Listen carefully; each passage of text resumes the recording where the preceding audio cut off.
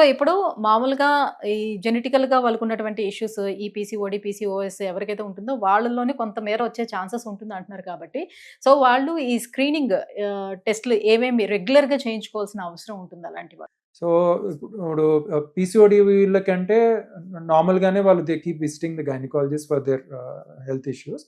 So అలాంటప్పుడు ఏమన్నా symptoms ఉంటే కనుక we can conduct the test. But రొటీన్గా స్క్రీనింగ్ అనేది వాళ్ళకి ప్రత్యేకంగా as of no separate screening అంటూ ఏం లేదు. But in general breast cancer screening normal population అంటే స్క్రీనింగ్ టెస్ట్ అంటేనే it is done in healthy individuals without any symptoms or signs of cancer.